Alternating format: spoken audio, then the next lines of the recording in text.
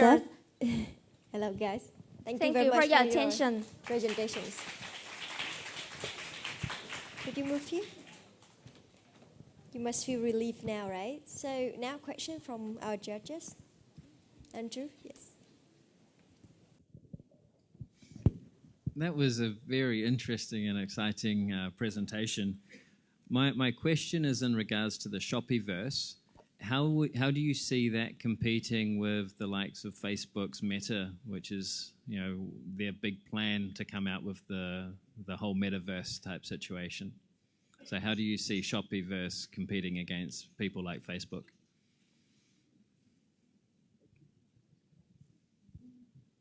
Yep. Andrew, what?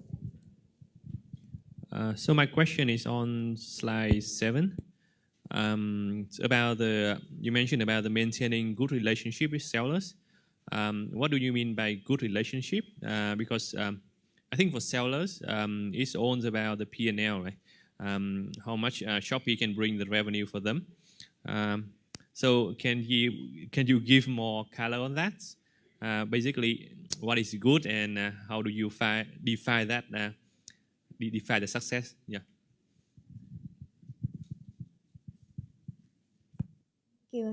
Chị Vian ạ. Hi. I also noticed you guys focus on ELHA. I guess it's high value products is something we're going for today. But ELHA is also something I think buyers purchase very less frequency, right? You buy a phone once a year. You buy a fridge maybe every 5 years. So if you focus on this segment, how do you think how do you project the growth? Even though your Shopee universe is really interactive, but I only need to buy these products once, probably in a lifetime. A question from chị Sarah. Actually, quite similarly, I really wonder why you guys focus mainly on ELHA. If the case problem statement is to tap into social commerce, right? Do you think that ELHA is a huge part of social commerce? And then I'm very curious looking at the projected profitability number. Seems like you have 300% ROI in 3 years. Wonder what the key assumption on the growth that you guys have over there. So that's all questions from the judges. Do you have any clarifications needed? Done, right? Or you need clarifications? You are good with those questions, right? Okay. So again, you have 10 minutes for Q&A, including the discussion time, okay? Count down the time, please.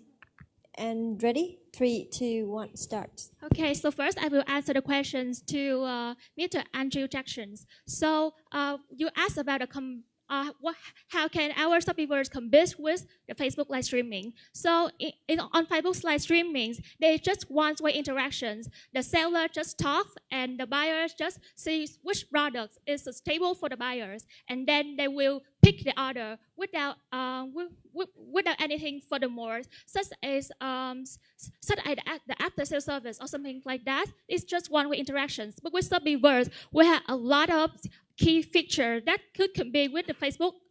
The first thing is the interactions. Our AI mascots, both the supporter and both the expert, they could guide the buyer to buy the product, which is really suitable for them, which can meet to their deep inside when they do not realize, and the mascot is also really cute.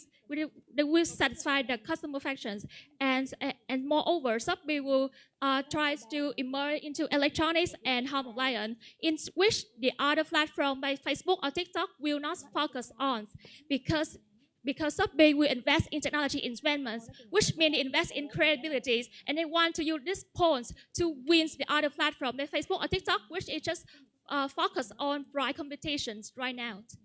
This is my answer for your questions. Yeah, and I want to add in some information. How Shopify can compete with other platforms like Facebook I want to focus on the shoppertainment feature of Shopify. In Shopify, buyer can enjoy the AR filter like we have introduced you before in our presentation.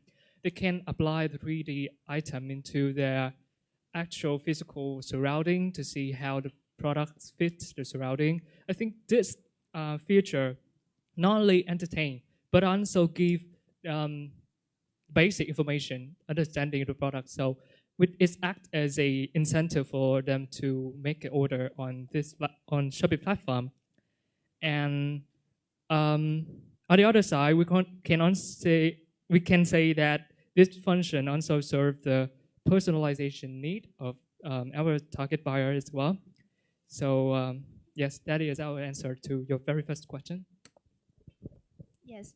And for the second question about the word good relationship, so we want to clarify here, it means that when Shopee collaborates with the seller, it is on the basis of a business transaction. So the story here is about the profit and the win-win, yes. So good relationship here, means we will support the seller from the very beginning to the end. When we recruit them, we get them onboarding with our initiative and tactics, and post onboarding, when they have problems, we are ready to discuss with them about the strategies for growth. For example, in our strategy, we have the advanced suggestion system. So if the seller wants to buy the package for suggestion system, we will push their product to make it more viral to the buyers. For example, they sell the air purifier, and we see that in Ho Chi Minh City it is getting hot right now. So we suggest that product to the buyers and make their products go viral to everyone.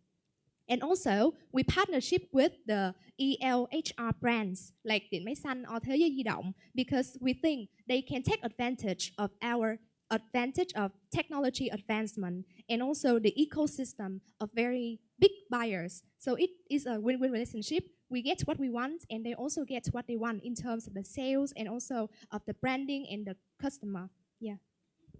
I want to add into my teammates' answers is that Shopee has two main stakeholders, is the buyer and the seller. So seller is an important stakeholder that to have the win-win transaction, and to maintain the really good relationship, that Shopee can have some kinds of inventory management and demand forecast for the seller to set the right stock for in the peak periods, and also that the seller will have the training to prepare for the innovation. Yes, that is our answer to the second question. And next to the third question about the reason why we choose ELHA and why we think it is potential. So let's have a look at our appendix, because the focus of this case study is about sustainable growth. So we define sustainable growth as the increase in the revenue and to maintain or reduce the cost.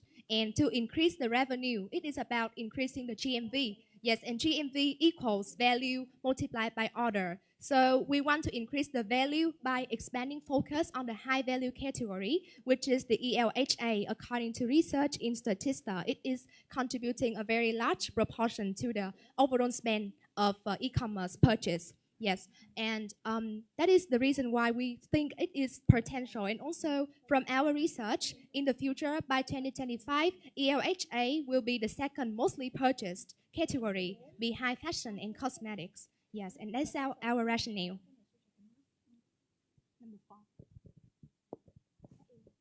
I want to answer the question number 4. So why we choose the electronics and home appliance for the social commerce? And we want to show our short-term plan. In the short term, we focus on the fashion and cosmetic, and we believe that the fashion and cosmetic is the key category for the social commerce, because Facebook and TikTok show those categories. And in the long term, we still sustain that categories, and we will expand to the other segments, either electronics and home alliance, because this segment will have the high values. Okay, so the fact that we focus on electronics and home appliance does not mean we will forget the fashion and cosmetic ones. For example, we just try to invest more cost invest more invest more to recruit the sellers of big brand in electronic and home appliance, and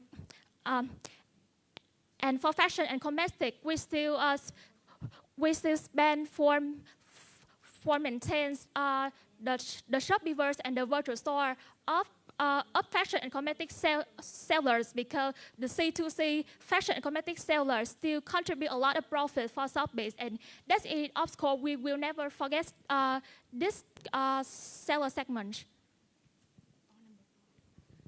I want to answer the question number 4 is the key assumptions about the growth of the finance. We have the case study to have the data in the 2022, the growth rate of the GMV and also the others. So we believe that if we launch our innovation, so the growth rate, the yield rate will still remain the same. It can increase year by year. For example, the yield rate of the GMV in the 2022, which is the case study, give us a 38%. So we believe if we launch innovations, that yield rate will increase 1%, is 29%, and the yield rate will increase year by year. And that's our key assumption. Moreover, we have the historical data and the benchmark from the market to have the key assumption like that. And also I have under key the Shopee C limited report in 2021 to have the key assumptions for the revenues and the profits, and you can see on the slides.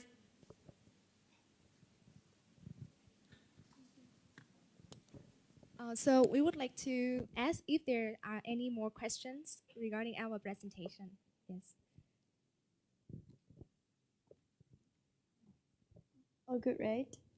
Okay, so thank you very much for your presentations. Yes, thank you so much, everyone.